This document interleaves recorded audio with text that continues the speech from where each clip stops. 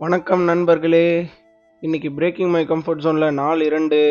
இன்னைக்கு காலையில சீக்கிரமா எழுந்துச்சு அடிச்ச குளிருக்கு சூடு குளியல் ஒன்று போட்டு உடம்புல போட வேண்டியது, முகத்துல தேய்க்க வேண்டியது, காலில் மாட்ட வேண்டியது எல்லாத்தையும் பண்ணிட்டு சன்ரைஸ் பார்க்கலான்னு கிளம்பியாச்சு. நண்பர்களே, நேற்று நாங்கள் இங்கே வந்தது ரொம்ப லேட்டு. பக்கத்தில் இருக்க இடத்த கூட ஒழுங்காக சுற்றி பார்க்கல. அதனால இன்னைக்கு காலையில சீக்கிரமாகவே எழுந்துச்சு எல்லா இடத்தையும் சுற்றி பார்த்துட்டு சன்ரைஸை பார்த்துருவோன்ட்டு கிளம்பியாச்சு. அப்புறம் நண்பர்களே, என்னோட பள்ளி பருவ காலத்தில் நான் ஒரு ப்ரொஃபஷனல் ஃபுட்பால் பிளேயர். ஆனால் அது இப்போ கிடையாது. இப்போ திடீர்னு ஏன் இந்த பதிவை சொன்னேன் அப்படின்னா, என்னதான் ப்ரொஃபஷனலாக ஃபுட்பால் ஆடலனாலும் பர்டிகுலராக ஃபுட்பாலில் மட்டும் அப் டு டேட் அப்டேட்டடாக இருப்பேன்.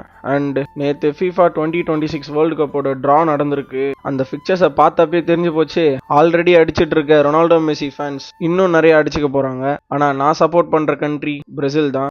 பிரேசில் வேர்ல்ட் கப் ஜெயிக்குதோ ஜெயிக்கலையோ, நெய்மாரோட அப்பியரன்ஸ் இருந்தாலே போதும்ட்டு வெறித்தனமாக வெயிட் பண்ணிட்டு இருக்கேன். அப்படியே நெய்மாரோட ஃபேன்ஸ் யாராச்சும் நம்ம வீடியோ பார்த்துட்டு இருந்தீங்கன்னா கமெண்ட் பண்ணிட்டு போங்க. சரி, இப்போ கதைக்கு வருவோம்.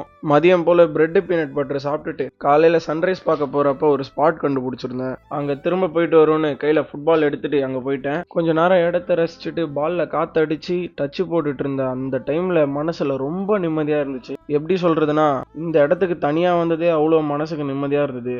அந்த இடத்துக்கு பால் எடுத்துட்டு வந்துட்டு அந்த இடத்துல டச் போடுறதுன்றது இது தாண்டா மன நிம்மதி அப்படின்னு தோணுச்சு. அப்படியே அதே இடத்துல சன்செட்டை பார்த்துட்டு ஹாஸ்டலுக்கு ரிட்டர்ன் போற வழியில ரொம்ப பசிச்சுது. அதனால போற வழியில தான் போல் கேஃபே இருந்துச்சு. அங்க ஒரு மேகியும் பிளாக் காஃபியும் குடிச்சிட்டு போல் கூட கொஞ்ச நேரம் விளையாண்டுட்டு ஹாஸ்டல் வந்து நைட்டு சாப்பாடு சாப்பிட்டுட்டு மட்டே ஆயிட்டேன் நண்பர்களே.